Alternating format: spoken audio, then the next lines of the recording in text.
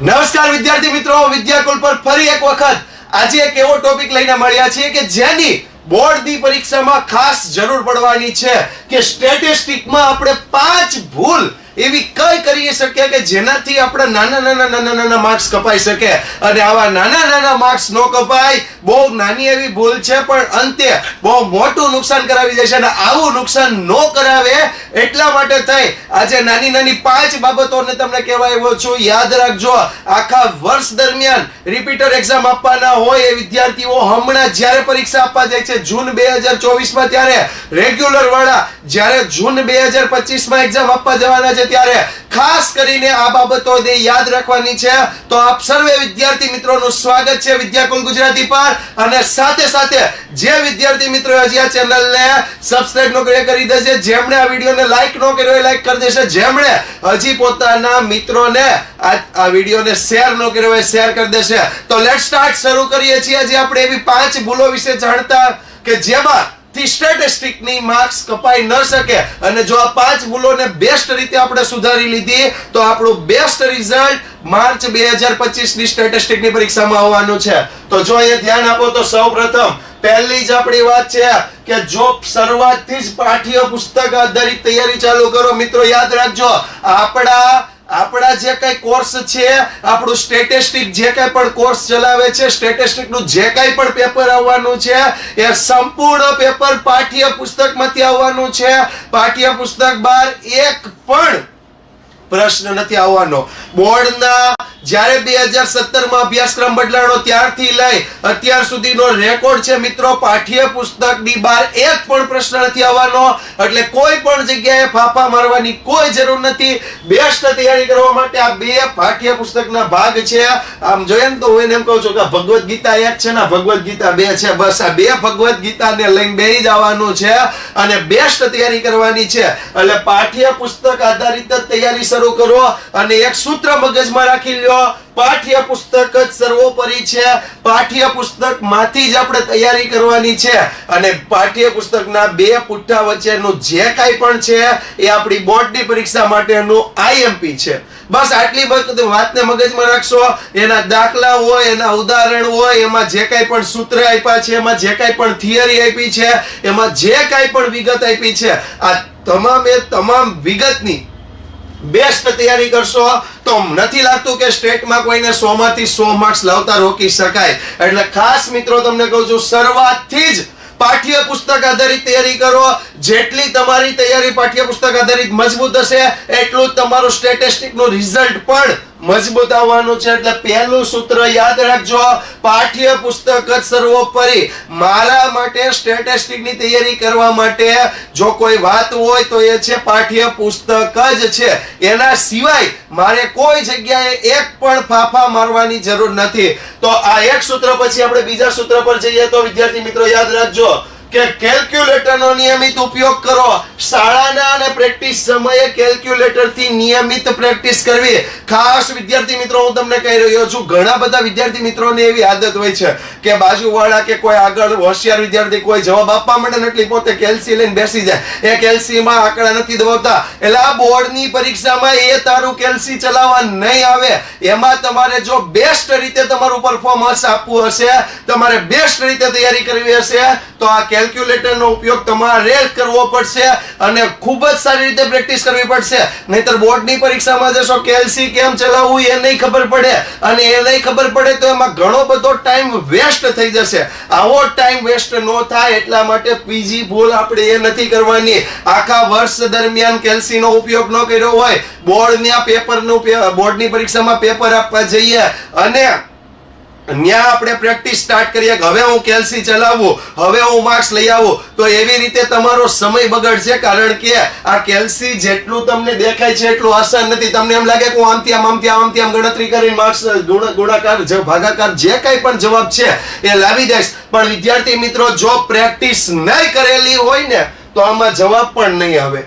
ફરીથી એક વખત કહું છું, પ્રેક્ટિસ નહીં કરેલી હોય ને તો આમાં જવાબ પણ નહીં આવે. એટલા માટે ખાસ તમને કહું છું કેલ્ક્યુલેટરનો નિયમિત ઉપયોગ કરજો. સ્કૂલ ટાઈમે તમે જ્યારે પણ સ્ટેટિસ્ટિક એકાઉન્ટના લેક્ચર ભણતા હોય, જ્યાં પણ કેલ્સીનો ઉપયોગ થતો હોય ત્યાં પૂરેપૂરો ઉપયોગ કરજો. તમારે કોઈને જવાબ આપવા માટે ઉપયોગ નથી કરવાનો, તમારે તમારું કેલ્સી પાવર, તમારી કેલ્સીની પ્રેક્ટિસ વધારવા માટે ઉપયોગ કરવાનો છે. બીજું, પ્રેક્ટિસ સમયે તમે ઘરે પ્રેક્ટિસ કરો છો, સાથે આમ કહીએ કે વિદ્યાકુલના લેક્ચરમાં પ્રેક્ટિસ થતી ત્યારે તમે જોવો કે કોમેન્ટ આવતી હોય. આપણે પેડ બેચમાં વિદ્યાર્થીઓ જ્યારે ભણતા હોય ત્યારે કોમેન્ટ આવી રાખતી હોય, તો એ કોમેન્ટ આવી રાખે એટલે અમુક બેઠા હોય, કોમેન્ટનો જવાબ જ ન લખે. એલા ગુણાકાર કરો, ભલે તમારાથી કોમેન્ટનો જવાબ ન લખાય, ભલે તમે પાછળ છો, પણ એક સમય એવો આવશે કે તમારી પ્રેક્ટિસ એટલી પરફેક્ટ થઈ ગઈ હશે કે તમે બીજા વિદ્યાર્થીઓની જેમ જવાબ આપતા થઈ જશો. અને આ જવાબ જ્યારે આપતા થશો ને, એ તમને બોર્ડની પરીક્ષામાં ઉપયોગી થશે.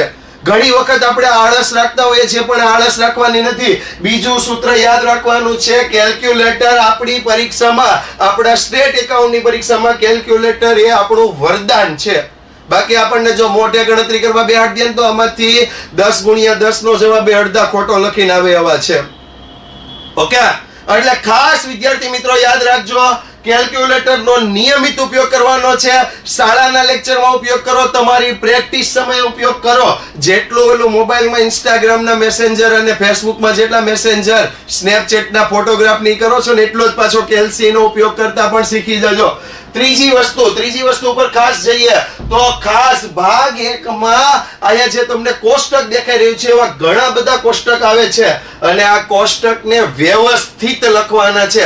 કોષ્ટક લખવામાં ભૂલ ન થાય. આનો ગુણાકાર જ્યાં x નો ગુણાકાર y સાથે થતો હોય ત્યાં x નો ગુણાકાર y સાથે જ થાય. આમથી તેમ ગુણાકાર ન જતો રહે, એનું ખાસ ધ્યાન રાખવાનું છે. એટલે કોષ્ટકો વ્યવસ્થિત લખવા, ગણતરીમાં એક પણ ભૂલ ન થઈ જાય એનું પણ ખાસ ધ્યાન રાખવાનું છે.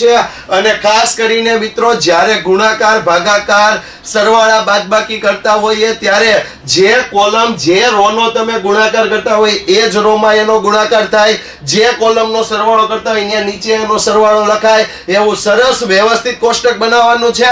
ભાગ 1 આપણા માટે 58 ગુણનો ભાગ છે. 58 ગુણ, એમાં 58 માંથી 58 અડધો માર્ક્સ કોઈ કાપીને ન જાય એવી તૈયારી કરવા માટે આ કોષ્ટકો ખાસ યાદ રાખવાના છે. બીજું, આને જ્યારે તમે કોષ્ટકો લખવા બેસો તો આને વ્યવસ્થિત પેન્સિલ અને સ્કેલના ઉપયોગથી વ્યવસ્થિત કોષ્ટકો ગાળવાના પણ છે, જેથી કરીને સામે જે પેપર ચેક કરવા વાળા છે એમને પણ ખબર પડે કે વિદ્યાર્થી મિત્રો આ કેવી રીતે કોષ્ટક તમે બનાવ્યું છે, એનો કેટલો ઉપયોગ કર્યો છે. ખાસ કરીને આ કોષ્ટક લખવાની રીત મેં વિદ્યાકુલના પેડ લેક્ચરમાં પણ સમજાવેલી છે. આ જે મિત્રો પેડ લેક્ચરમાં જોડાયેલા છે એમને ખબર છે. આવું જ્યારે આપણે લેક્ચર લેતા ને ત્યારે વચ્ચે વચ્ચે સમજાવતા જઈએ છીએ કે કોષ્ટક આવી રીતે લખવું, ગણતરી આવી રીતે લખવી, ગણતરીનો જવાબ આવી રીતે લખવો. આ તમામ બાબતો ઉપર હું ભાર આપું છું. અને સ્ટેટિસ્ટિકમાં જેટલા માર્ક્સ તમારા ગણતરીના છે, જેટલા માર્ક્સ તમારા શું કહેવાય કે સૂત્રના છે, એટલા જ માર્ક્સ પ્રેઝન્ટેશનના પણ છે. એટલે પ્રેઝન્ટેશન પણ તમારું એટલું વ્યવસ્થિત થવું જોઈએ કે જેથી કરીને સામે જે ચેક કરવા જાવ ને વિદ્યાર્થી મિત્રો, તમે લખો છો, તમને એમ લાગે છે કે હું બેસ્ટ લખું છું, પણ સામે પેપર ચેક કરવા વાળા તમે નથી. સામે પેપર ચેક કરવા વાળા અલગ વ્યક્તિ છે, એમને સમજાવવું જોઈએ, એમને સારું લાગવું જોઈએ, એવું તમારે પેપર લખીને આવવાનું છે. એટલા માટે થાય ખાસ કરીને ગણતરી વખતે કોષ્ટકો વ્યવસ્થિત લખવા, ગણતરીમાં ભૂલ ન થાય એનું યાદ રાખવું. એના માટે આ સ્લોગન મેં આજે આપ્યું છે કે ચેતતા નર સદા સુખી. યસ, પહેલેથી જો ચેતી ગયા છો, તમને ઘણી વખત છે ને, અમે સ્કૂલમાં અને વિદ્યાકુલમાં ઘણા બધા વિદ્યાર્થી મિત્રોને જ્યારે અમે એમ કહીએ ને કોષ્ટક લખવાનું, એ અમે પરીક્ષામાં દોર નાખશું. એટલે પરીક્ષામાં કાંઈ નહીં થાય. જેવી પ્રેક્ટિસ તમે અત્યારે કરશો ને એવી જ પરીક્ષામાં થવાની છે. એટલા માટે મેં લખ્યું છે ચેતતા નર સદા સુખી. અત્યારથી જેવી પ્રેક્ટિસ તમે પડી એવી જ પ્રેક્ટિસ તમારી બોર્ડની પરીક્ષામાં રહેવાની છે.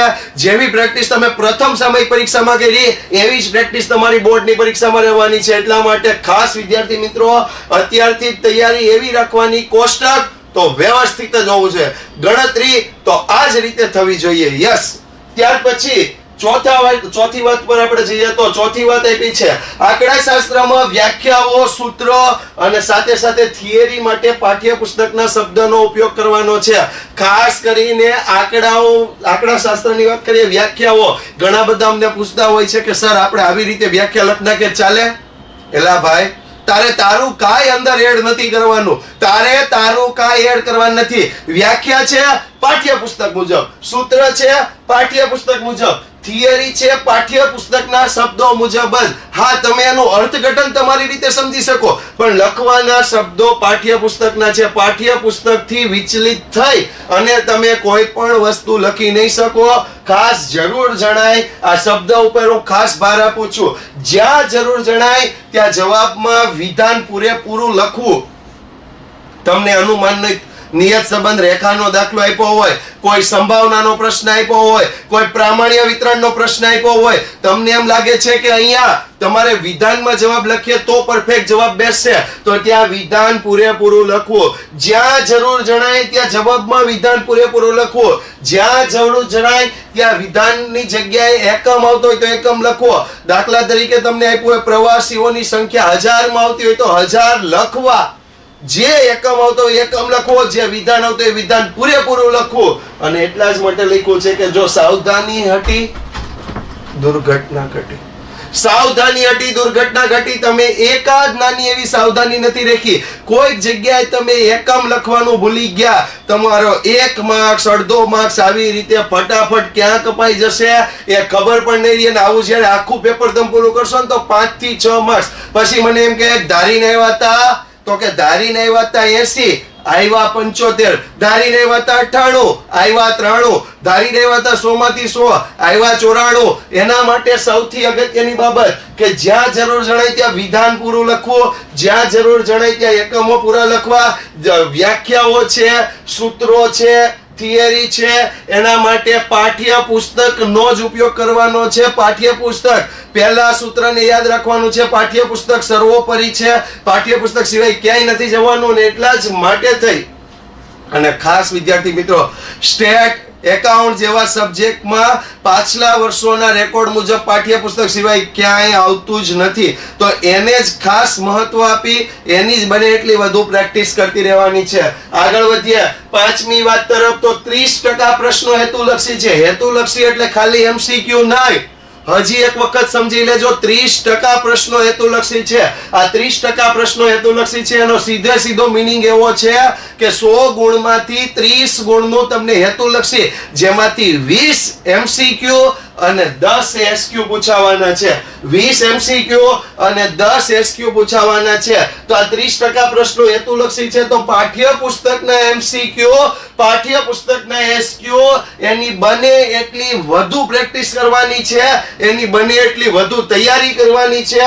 કારણ કે પાઠ્યપુસ્તકના પ્રશ્નો સિવાય એક પણ MCQ કે એક પણ SQ તમને બહારથી પૂછાતો નથી. અને આનું સીધું એક્ઝામ્પલ છે, જ્યારે વિદ્યાકુલ ગુજરાતી IMP આપવા બેસે, બોર્ડના એક્ઝામ ટાઈમે આ ચેનલ પર તમે ક્યારેક જોડાયેલા હશો, 10માં જોડાયેલા હોય, અત્યારે તમે લાસ્ટ માર્ચમાં પણ જે પણ વિદ્યાર્થી મિત્રો આની સાથે જોડાયેલા તેમને પૂછો તો એ કહેશે કે સરે આખા ટેક્સ્ટ બુકના જ MCQ ને SQ આપ્યા અને એમાંથી જ પૂરેપૂરું પેપર પૂછાણું. તો વિદ્યાર્થી મિત્રો, આ અમારો અનુભવ નથી, આ બોર્ડનો અનુભવ છે. બોર્ડ છેલ્લા 8 વર્ષથી લઈ અને આ જે પ્રશ્નો છે MCQ હોય, SQ હોય, દાખલા હોય, એ ટેક્સ્ટ બુકના જ પૂછે છે. અને આ 30% પ્રશ્નો જે હેતુલક્ષી છે જેમાં MCQ SQ આવવાના છે, આ MCQ SQ ની બને એટલી વધુ પ્રેક્ટિસ કરવી. કદાચ તમને એમ લાગતું હોય કે આ MCQ મને આવડી જ ગયો છે, છતાં એને બીજી વખત વાંચવાનો. જ્યાં જરૂર પડે ત્યાં ગણતરીથી સમજવાની ટ્રાય કરવાની. કારણ કે જેટલું વધારે સમજશો, જેટલું વધારે વાંચશો, એટલું જ એમાં ડીપ અંદર નાની બાબતો જે કંઈ પણ હશે એની પૂરેપૂરી માહિતી મળશે. અને જ્યારે પૂરેપૂરી માહિતી મળશે તો તમને અહીંયા સ્પષ્ટ સૂત્ર મેં આપ્યું છે કે પ્રેક્ટિસ મેક્સ મેન પરફેક્ટ. એટલે તમે જેટલી વધારે પ્રેક્ટિસ કરી હશે, જેટલી વધારે તૈયારી કરીને ગયા હશો, એટલું જ તમને વધારે પરફેક્શન આવશે. અને આ પરફેક્શન આવશે જેના કારણે તમારા જે MCQ માં માર્ક્સ કપાઈ જાય છે, ક્યારેક SQ માં માર્ક્સ કપાઈ જાય છે, આવા માર્ક્સ કપાવવાની સંભાવના બિલકુલ 0 થઈ જશે. વિદ્યાર્થી મિત્રો, સ્ટેટિસ્ટિકના પેપરમાં 100 માંથી 100 માર્ક્સ લાવવા બહુ આસાન છે. 100 માંથી 100 માર્ક્સ લાવવા બહુ આસાન છે. પણ આ 100 માંથી 100 માર્ક્સ લાવવા માટે, તો 100 માંથી 100 માર્ક્સ લાવવા માટે આ હેતુલક્ષી ના નડે એનું પૂરું ધ્યાન રાખવાનું છે. હા, યસ, 72% 10th માં આવ્યા છે, ખૂબ સરસ. ખૂબ સરસ, યસ. હા, તો વિદ્યાર્થી મિત્રો 5 વસ્તુ 5 સ્લોગન પર યાદ રાખવાનો છે. પહેલું સ્લોગન મારું હતું ટેક્સ્ટ બુક એ જ સર્વોપરી, પાઠ્ય પુસ્તક એ જ સર્વોપરી. બીજું સ્લોગન હતું કેલ્ક્યુલેટર આપણું વરદાન છે, કેલ્ક્યુલેટર આપણું વરદાન છે. ત્રીજું સ્લોગન આપણે આપ્યું હતું ચેતતા નર સદા સુખી, ક્યાંય પણ કોઈ વસ્તુ ભૂલાઈ ન જાય એની ધ્યાન રાખવાની છે. ચોથું આપણું સ્લોગન આપ્યું હતું સાવધાની હટી દુર્ઘટના ઘટી, ક્યાંય પણ તમે બીજા શબ્દનો ઉપયોગ નહીં કરતા, જે ટેક્સ્ટ બુક છે એને જ પૂરેપૂરું મહત્વ આપજો. અને આપણું છેલ્લું સૂત્ર છે પ્રેક્ટિસ મેક્સ મેન પરફેક્ટ. એટલે તમારે જે કાંઈ પણ પરફેક્શન લાવવું છે, તમારે જે કાંઈ પણ સ્ટેટિસ્ટિકમાં માર્ક્સ લાવવા છે, અને માર્ચ 2025 ની બોર્ડની પરીક્ષા જેટલી બેસ્ટ રીતે ક્રેક કરવી છે, તો એના માટે થઈને આટલી પ્રેક્ટિસ કરવાની છે. અને સાથે સાથે કહીશ આટલું જ નહીં, વિદ્યાકુલ ગુજરાતી સાથે જોડાયેલા રહેજો, વિદ્યાકુલ ગુજરાતી YouTube ચેનલ સાથે જોડાયેલા રહેજો. વિદ્યાકુલ પેડ બેચમાં જો ભણવાની ઈચ્છા હોય તો એડમિશન આજથી જ લઈ લેજો. યસ મિત્રો, અને સાથે સાથે તૈયારી કરતા રહેજો. Thank you so much. ફરીથી મળતા રહેશું આવા જ વિષય સાથે, આવી જ નાની નાની માહિતીઓ સાથે. Thank you so much.